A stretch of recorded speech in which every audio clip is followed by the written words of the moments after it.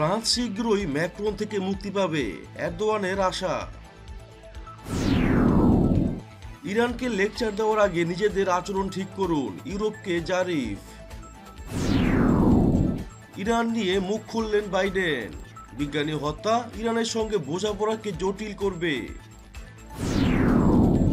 বিশ্বের দ্বিতীয় দেশ হিসাবে চাঁদে পতাকা উড়ালো চীন।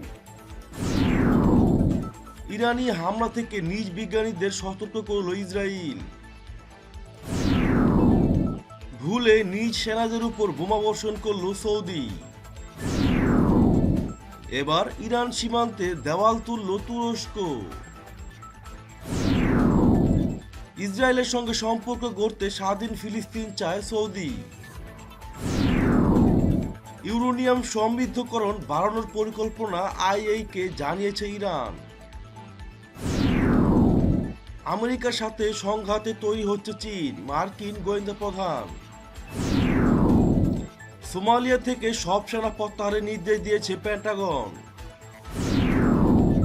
পরীক্ষা সফল, চীনের হামলা ঠেকাতে লাদাখ সীমান্তে ভারতের নতুন ক্ষেপণাস্ত্র। চীনকে টার্গেট করে আরো 6টি সাবমেরিন কিনছে ভারত। কানাডার রাষ্ট্রদূতকে তলব করে হুঁশিয়ারি ভারতের। এবং সবশেষে থাকছে ইরান নাকি সৌদি ভূ রাজনৈতিক মার পেছে ভারত। সৌদি ও আমিরাতে যাচ্ছে ভারতের সেনাপ্রধান। তুরস্কের প্রেসিডেন্ট রিসেপ তাইপ এরদোয়ান বলেছেন তিনি আশা করছেন শীঘ্রই ফ্রান্স ইমানুয়েল ম্যাক্রনের মতো নেতা থেকে মুক্তি পাবে। ফরাসি প্রেসিডেন্টের বিরুদ্ধে এটাই হচ্ছে এরদোয়ানের এ যাবৎকালের সবচেয়ে কড়া মন্তব্য।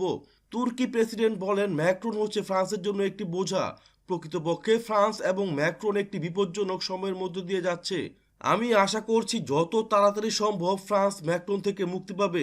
গত শুক্রবার ইস্তাম্বুলে সাংবাদিকদের এসব কথা বলেন এরদোয়ান। পূর্ব ভূমধ্য সাগরের সীমানা নিয়ে গ্রিসের সঙ্গে যে দ্বন্দ্ব রয়েছে তুরস্কের, সে ইস্যুতে ফ্রান্স গ্রিসের পক্ষ নিয়ে তুরস্কের সঙ্গে বিতর্ক জড়িয়ে পড়েছে। এমনকি এ বিষয়ে তুরস্ককে শক্তি প্রদর্শনের জন্য গ্রিসের সঙ্গে যৌথ সামরিক মহড়া চালিয়েছে ফ্রান্স। এছাড়া ফ্রান্সের সঙ্গে তুরস্কের আরও বেশ কিছু ইস্যুতে মারাত্মক দ্বন্দ্ব রয়েছে। এর মধ্যে নাগর্নো কারাবাখ সংঘাতের বিষয়টিও রয়েছে। এই ইস্যুতে তুরস্কের অবস্থান ছিল আজারবাইজানের পক্ষে, অন্যদিকে ফ্রান্সের অবস্থান ছিল আর্মেনিয়ার পক্ষে। ইসলামী প্রজাতন্ত্র ইরানের পরমাণু সমঝোতা সম্পর্কে জার্মান পররাষ্ট্রমন্ত্রী হেইকো মাস যে বক্তব্য দিয়েছেন তার কঠোর প্রতিক্রিয়া ব্যক্ত করেছে তেহরান। ইরানের পররাষ্ট্রমন্ত্রী মোহাম্মদ জাভেদ জারিফ বলেছেন ইরানকে লেকচার দেওয়ার আগে পরমাণু সমঝোতায় ইউরোপীয় পক্ষকে সর্বপ্রথমে তাদের নিজেদের ক্ষতিকর আচরণ পরিবর্তন করতে হবে। জার্মান পররাষ্ট্রমন্ত্রী বলেছেন 2015 সালে সই হওয়া পরমাণু সমঝোতার ব্যাপারে ইরানকে আবারও আলোচনায় ফিরতে হবে। একই সঙ্গে তিনি ইরানের জাতীয় প্রতিরক্ষা কর্মসূচি নিয়েও কথা বলেছেন। পরমাণু বিজ্ঞানী মোহসেন ফাখরিজাদে হত্যাকাণ্ড ইরানের সঙ্গে লেনদেন বা বোঝাপড়াকে জটিল করবে বলে মনে করছেন মার্কিন যুক্তরাষ্ট্রের নবনির্বাচিত প্রেসিডেন্ট জো বাইডেন। তবে তা কতটুকু জটিল হবে বলতে পারেননি তিনি। সিএনএনকে দেওয়া সাক্ষাৎকারে বাইডেন বলেন এটা বলা কঠিন যে এই হত্যাকাণ্ড তেহরানের সঙ্গে তার লেনদেন বা বোঝাপড়াকে কতটুকু জটিল করে তুলবে। ইরান ইস্যুতে ট্রাম্পের অনুসৃত নীতি ভুল ছিল, আর এ কারণে ইরানের পরমাণু সংক্রান্ত জ্ঞান ও সক্ষমতা বেড়েছে। বাইডেন যুক্তরাষ্ট্রের ভাইস প্রেসিডেন্ট থাকাকালে ইরানের সঙ্গে 6 জাতিগোষ্ঠীর পরমাণু সমঝোতা হয়। পরে ট্রাম্প ক্ষমতায় এসে ওই সমঝোতা থেকে বেরিয়ে যায় এবং ইরানের বিরুদ্ধে একের পর এক কঠোর নিষেধাজ্ঞা আরোপ করতে থাকেন। মার্কিন যুক্তরাষ্ট্রের প্রায় 50 বছর পরে বিশ্বের দ্বিতীয় দেশ হিসেবে চাঁদের বুকে পতাকা স্থাপন করল চীন। চীনের জাতীয় মহাকাশ সংস্থার প্রকাশিত ছবিগুলোতে দেখা যায় 5 তারকাযুক্ত লাল পতাকাটি বায়ুহীন চাঁদের পৃষ্ঠের উপরে ঠায় দাঁড়িয়ে আছে। বৃহস্পতিবার পাথরের নমুনা নিয়ে চন্দ্রপৃষ্ঠ ছাড়ার আগে ছবিগুলো মহাকাশযান চ্যাং 5 ক্যামেরাবন্দি করে। সম্ভাব্য ইরানি হামলা থেকে নিজ দেশের বিজ্ঞানীদের সতর্ক করেছে ইসরায়েল। ইরানের শীর্ষ পরমাণু বিজ্ঞানী মোহসেন ফাখরিজাদের হত্যার প্রতিশোধ হিসেবে দেশটিতে হামলা চালাতে পারে বলে শুক্রবার দেশটির ডোমিনা রিয়েক্টর ফ্যাসিলিটিতে কর্মরত বিজ্ঞানীদের সতর্ক করা হয়েছে।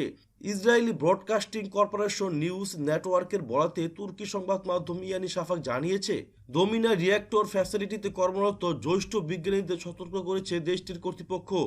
এদের মধ্যে একজন সাবেক কর্মীও আছেন। তাদেরকে প্রতিদিনের রুটিন কাজের সময় সতর্ক থাকতে বলা হয়েছে।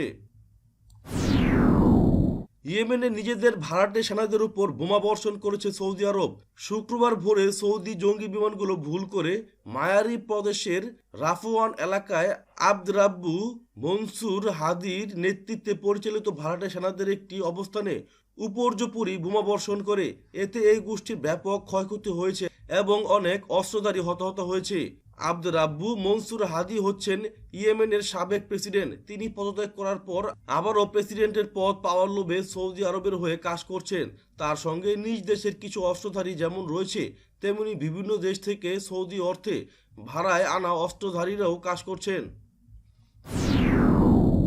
ইরান সীমান্তে ৮১ কিলোমিটার ৫০ মাইল দেওয়ালের কাজ শেষ করেছে তুরস্ক। দেশটির পূর্বাঞ্চলীয় সীমান্তে এই দেওয়াল তোলা হয়েছে বলে শুক্রবার রাষ্ট্রীয় সংবাদ মাধ্যম আনাদুল এজেন্সির খবরে বলা হয়েছে।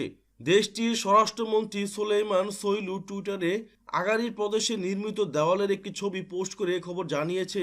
তিনি জানান, তুরস্কের সীমান্ত নিরাপত্তা অংশ হিসেবে এই দেওয়াল তোলা হয়েছে। এজন্য তিনি রাষ্ট্রীয় হাউজিং ডেভেলপার কোম্পানি টোকি, স্থানীয় প্রশাসন এবং নিরাপত্তা বাহিনীকে ধন্যবাদ জানান। ইরানের সঙ্গে ৫৩৪ কিলোমিটার ৩৩২ মাইল সীমান্ত রয়েছে তুরস্কের। এই সীমান্ত ব্যবহার করে ইরান থেকে চোরা কারবারিরা, অবৈধ অভিবাসী এবং পিকেকে সন্ত্রাসীরা প্রবেশ করে বলে অভিযোগ তুরস্কের।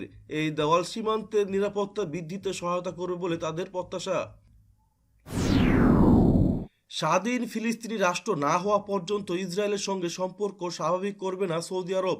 সম্প্রতি বিভিন্ন গণমাধ্যমে দুই দেশের মধ্যে খুব শিগগিরই সম্পর্ক স্বাভাবিককরণের চুক্তি হতে পারে খবর ছড়ালেও সেই সম্ভাবনা উড়িয়ে দিয়েছে সৌদি পররাষ্ট্রমন্ত্রী।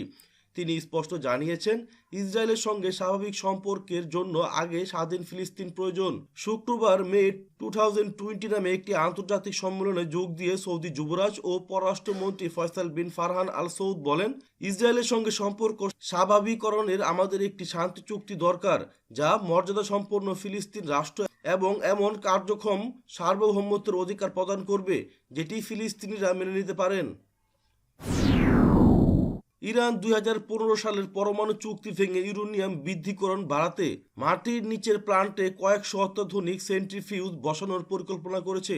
আন্তর্জাতিক আণবিক শক্তি সংস্থা আইএইএ শুক্রবার তাদের এক প্রতিবেদনে কথা জানিয়েছে। রয়টার্সের হাতে আসা আইএইএর গোপন প্রতিবেদনে বলা হয়েছে, ইরান নাতানজু পরমাণু স্থাপনার ভূগর্ভস্থ প্রকল্পে আরও ৩ গুচ্ছ আধুনিক IR-2M সেন্ট্রিফিউজ বসানোর পরিকল্পনা করেছে। বিমান থেকে চালানো বোমা হামলা থেকে সুরক্ষায় ইরান মাটির নিচে এই প্রকল্প গড়ে তুলেছে। যুক্তরাষ্ট্রের নতুন সরকার ক্ষমতা নেওয়ার পরকালে যুক্তরাষ্ট্রের গোয়েন্দা প্রধান চীন নিয়ে তার সংস্থার অবস্থান খোলাখুলি প্রকাশ করেছে এবং বেইজিংয়ের বিরুদ্ধে স্পর্শকাতর বেশ কিছু অভিযোগ তুলে ধরেছেন। ওয়াল স্ট্রিট জার্নাল জানান, পত্রিকায় দীর্ঘ এক লেখার জন্য র্যাডক্লিফ বলেছেন, দ্বিতীয় বিশ্বযুদ্ধের পর চীন গণতন্ত্র এবং স্বাধীনতার জন্য সবচেয়ে বড় হুমকি হিসেবে দেখা দিয়েছে। তিনি বলেন, যুক্তরাষ্ট্রের প্রযুক্তি চুরি করে চীন তাদের ক্ষমতা বাড়িয়ে চলেছে এবং বিশ্ববাজার থেকে যুক্তরাষ্ট্রের কোম্পানিগুলোকে হটিয়ে দিচ্ছে। এসব কথাতেই থেমে থাকেননি যুক্তরাষ্ট্রের জাতীয় গোয়েন্দা সংস্থার পরিচালক। তিনি বলেন, চীন এখন যুক্তরাষ্ট্রের সাথে সংঘাতের জন্য তৈরি হচ্ছে। চীনের এখন লক্ষ্য বিশ্বে তাদের প্রাধান্য প্রতিষ্ঠা করা। তাৎক্ষণিক প্রতিক্রিয়া চীন বলেছে, র্যাডক্লিফের কথা মিথ্যার ফুলঝুরি। শুক্রবার বেইজিংয়ে তাদের নিয়মিত সংবাদ সম্মেলনে চীনা পররাষ্ট্র মন্ত্রণালয়ের মুখপাত্র হুয়া চুনউইং বলেন, আমরা আশা করি মার্কিন রাজনীতিকরা সত্যকে মর্যাদা দেবেন, ভুয়া সংবাদ তৈরি এবং বিক্রি বন্ধ করবেন, না হলে যুক্তরাষ্ট্রের বিশ্বাসযোগ্যতা আরও প্রশ্নবিদ্ধ হবে। আফ্রিকার দেশ সোমালিয়ায় মোতায়েন আমেরিকার প্রায় সব সেনা প্রত্যাহার করতে মার্কিন প্রতিরক্ষা দপ্তর পেন্টাগনকে নির্দেশ দিয়েছে প্রেসিডেন্ট ডোনাল্ড ট্রাম্প। ২০২১ সালের প্রথম দিকে এসব সেনা প্রত্যাহারের কাজ শেষ করতে হবে বলে গত শুক্রবার এক বিবৃতিতে জানিয়েছে মার্কিন প্রতিরক্ষা দপ্তর। সোমালিয়ায় উগ্র সন্ত্রাসী গোষ্ঠী আল শাবাবের বিরুদ্ধে লড়াইয়ে স্থানীয় সামরিক বাহিনীকে সহযোগিতা করার জন্য গত এক দশকের বেশি সময় ধরে আমেরিকা সোমালিয়ায় সশস্ত্র সেনা মোতায়েন করে রেখেছে। চীনা বাহিনীর হামলা ঠেকাতে লাদাখের প্রকৃত নিয়ন্ত্রণ রেখায় আকাশ ক্ষেপণাস্ত্র মোতায়েন করেছে ভারতীয় সেনাবাহিনী। দেশটির প্রতিরক্ষা মন্ত্রণালয় জানিয়েছে, নতুন প্রযুক্তির আকাশ ক্ষেপণাস্ত্রের ধারাবাহিক পরীক্ষা সফল হওয়ার পরেই এই সিদ্ধান্ত। এদিকে প্রতিবেশী বৃহৎ শক্তি চীনের মোকাবেলায় আরও 6টি সাবমেরিন কিনেছে করোনা মহামারীতে বিপর্যস্ত ভারত। বিষয়টি নিশ্চিত করেছেন দেশটির নৌবাহিনীর প্রধান অ্যাডমিরাল কর্মবীর সিংহ। ভারতের কাছে বর্তমানে 16টি সাবমেরিন রয়েছে বলে জানা যায়। ভারতের রাজধানী দিল্লিতে বিভিন্ন দাবি নিয়ে বিক্ষোভ করছেন লাখ লাখ কৃষক। সম্প্রতি সেই বিক্ষোভে সমর্থন জানিয়ে মন্তব্য করেছিলেন কানাডার প্রধানমন্ত্রী জাস্টিন ট্রুডো, যা মোটেই পছন্দ হয়নি নরেন্দ্র মোদী সরকারের। সেই পরিপ্রেক্ষিতে এবার নয়াদিল্লিতে নিযুক্ত কানাডীয় রাষ্ট্রদূতকে তলব করেছে দেশটির সরকার। এনডিটিভির খবরে বলা হয়, শুক্রবার কানাডীয় রাষ্ট্রদূতকে ভারতের পররাষ্ট্র মন্ত্রণালয়ে ডেকে নিয়ে কৃষক আন্দোলনের ব্যাপারে জাস্টিন ট্রুডোর মন্তব্যের আনুষ্ঠানিক প্রতিবাদ ও নিন্দা জানানো হয়েছে। একই সঙ্গে কানাডীয় প্রধানমন্ত্রীর এ ধরনের কর্মকাণ্ড দ্বিপাক্ষিক সম্পর্কের ক্ষেত্রে মারাত্মক প্রভাব ফেলতে পারে বলেও সতর্ক করা হয়। সাম্প্রতিক বছরগুলোতে মধ্যপ্রাচ্যের রাজনীতি অনেকটাই দ্বিবিভক্ত। ইরানের সঙ্গে টানাপোড়েন চলছে আরব বিশ্বের। তেহরানকে চাপে রাখতে ইসরায়েলের সঙ্গে সম্পর্ক বাড়াচ্ছে সৌদি আরব, সংযুক্ত আরব আমিরাতের মতো দেশগুলো। ওদিকে যুক্তরাষ্ট্রে কিছুদিনের মধ্যে আসছে নতুন সরকার। ইরান এশিয়া বিষয়ে বাইডেনের প্রশাসন কী নীতি নেবে তা নিয়ে সারা বিশ্বে চলছে নানা জল্পনা কল্পনা। বিশ্ব রাজনীতির এমন উত্তপ্ত পরিস্থিতিতেই সৌদি আরবের সঙ্গে সম্পর্ক বাড়ছে এশীয় পরাশক্তি ভারতের। ভারতীয় কূটনৈতিকদের মতে ইসলামিক বিশ্বের অন্যতম প্রভাবশালী দেশ সৌদি আরবের সঙ্গে সম্পর্ক বাড়ানো মোদী সরকারের জন্য খুবই গুরুত্বপূর্ণ। সম্প্রতি আরব ইরান বিরোধী বেড়েছে।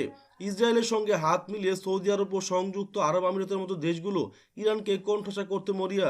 আগামী 20 জানুয়ারি জো বাইডেন হোয়াইট হাউসে বসার পর ইরানের সঙ্গে ভেঙে যাওয়া পরমাণু চুক্তি যেন আবার জোড়া না লাগান, সেই চেষ্টা করছে আরব এবং ইসরায়েল। এরই মধ্যে সৌদি আরব ও সংযুক্ত আরব আমিরাত সফরে যাচ্ছেন ভারতীয় সেনাবাহিনীর প্রধান মেজর জেনারেল মনোজ মুকুন্দ নারাভানে। উপসাগরীয় অঞ্চলের দুই প্রভাবশালী দেশের সঙ্গে ভারতের নিরাপত্তা ও প্রতিরক্ষা বিষয়ক সম্পর্ক বৃদ্ধি করতে তার এই সফর অনুষ্ঠিত হচ্ছে। খবরে বলা হয়, আগামী রোববার সম্ভবত দুই দেশে সফরের জন্য তিনি রওনা হতে পারেন। সৌদি আরব ও আরব আমিরাতের দুই দেশেই 2 দিন করে তার সফরের কথা রয়েছে।